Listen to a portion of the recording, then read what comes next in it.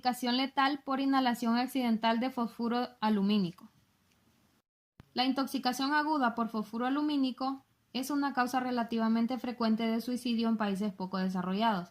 En nuestro medio se describen intoxicaciones letales por su empleo como pesticida sin seguir las recomendaciones de seguridad. Cuando entran en contacto con el aire o la humedad, las tabletas de fosfuro de aluminio liberan por hidrólisis fosfina, que en lugares cerrados puede acumularse en cantidades tóxicas. El olor picante del amoníaco es la primera señal de que se ha iniciado la descomposición y se empezará a liberar el gas fosfina por la hidrólisis del fosfuro de aluminio. Dependiendo de la humedad y de la temperatura, se requieren entre 24 y 48 horas para que el fosfuro de aluminio se descomponga y libere la mayor parte de la fosfina.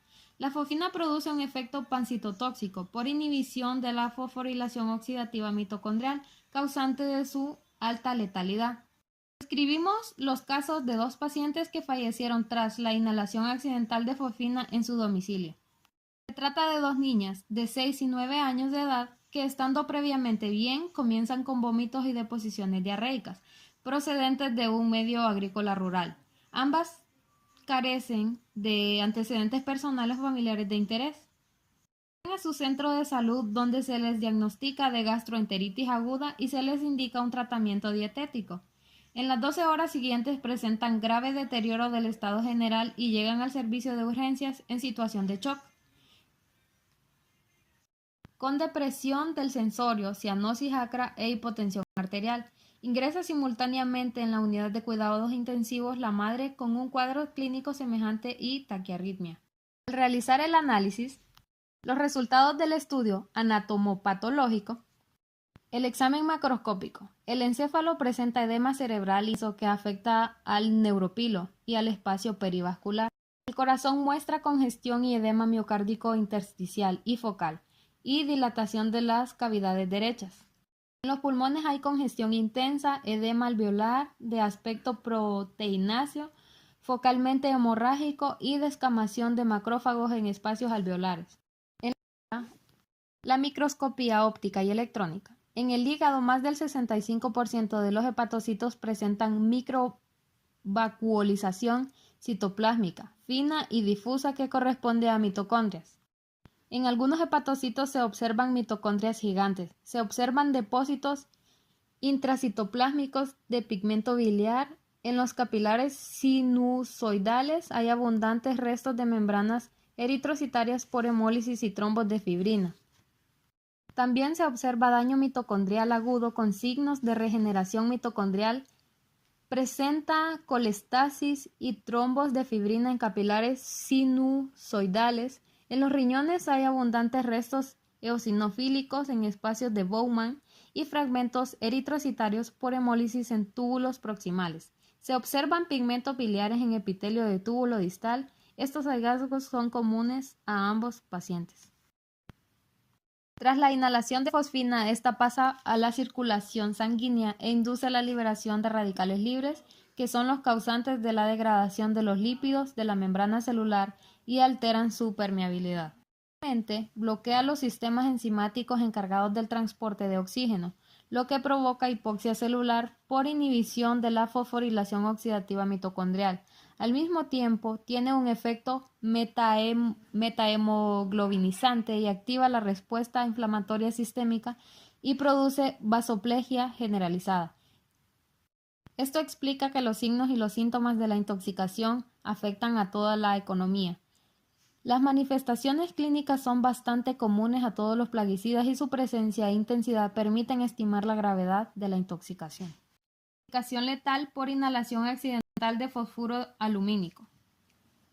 La intoxicación pruebas con diferentes biomarcadores, realizándose la prueba de Glasgow Command Score. El paciente 1 se encontraba normal, mientras que el paciente 2 presentaba depresión sensorial. La saturación de oxígeno para el paciente 1 presentaba hipoxemia y en el paciente 2 no se detectó. La prueba de lactato para ambos pacientes presentaban acidosis láctica. El fósforo total suero en el paciente 1 como en el paciente 2 presentaban hipofosfatemia realizar la prueba de urea se encontraba normal. Al realizarse la prueba de creatinina, ambos pacientes tenían insuficiencia renal. Al realizarse la prueba de bilirrubina total, ambos pacientes se encontraban normal. Dentro de los síntomas y alteraciones clínicas antes y perimortem, la presión arterial para el paciente 1 se encontraba hipotenso y en el paciente 2 no se detectó. La frecuencia cardíaca para ambos pacientes, ambos presentaban taquicardia, tenían la glucemia en hiperglicemia, el pH sanguíneo presentando acidosis, ambos pacientes. Dentro de los hallazgos anatomopatológicos e histopatológicos, congestión y edema al miocardio intersticial presentaba deterioro de la contractibilidad del miocardio irreversible. Presentaba edema cerebral intenso con una acumulación de líquido intra y extracelular del cerebro, un edema alveolar con una acumulación anormal de líquido en los espacios entre los capilares sanguíneos y los alvéolos, originando un hinchazón. Se presentó una microvascularización citoplasmática fina caracterizada por una hinchazón de las mitocondrias asociado al fallo del gradiente iónico, desorganización de las crestas y formación de microvacuolas en el citoplasma. Depósitos intracitoplasmáticos de pigmento biliar presentando ictericia, daño mitocondrial agudo con una lesión de la mitocondria dando un golpe mortal a la célula.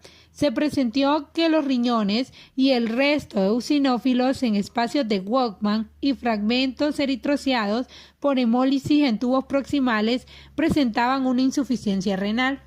Fueron diferentes pruebas con diferentes biomarcadores. Produce una intoxicación con fosfuro de aluminio, se produce una alteración en los endotelios, aumentando la fosfolipasa y el aumento de radicales libres, produciendo una vasoplegia generalizada que va a afectar tanto al pulmón, al corazón y al riñón. Cuando afecta al pulmón, los segundos mensajeros lipídicos producen un aumento y disminución surfactante en la permeabilidad de la membrana alveolo-capilar. Se produce un edema agudo de pulmón y se produce una insuficiencia respiratoria, hipoxia. Cuando afecta el corazón, produce una pericarditis, miocarditis, presentando un sangrado miocárdico, presenta arritmias, un shock cardiogénico, hipotensión refractante y una parálisis cardíaca. Y cuando afecta el riñón, se produce un daño en el endotelio capilar renal y se produce una insuficiencia renal activa.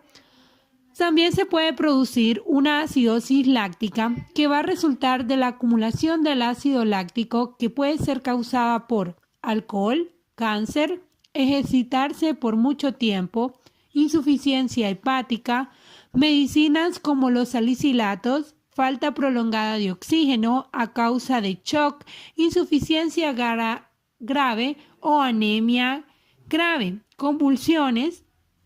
Y también se presentan los mecanismos de acción tóxica de las lesiones mitocondriales, que éstas se producen por un aumento del calcio citosólico y se produce una falta de oxígeno. También las especies reactivas de oxígeno producen una mutación de los genes mitocondriales y como causa final de la muerte puede llegar a producir una parálisis de los tejidos y órganos del organismo, evitando que se lleven a cabo las funciones que permiten el equilibrio en el organismo.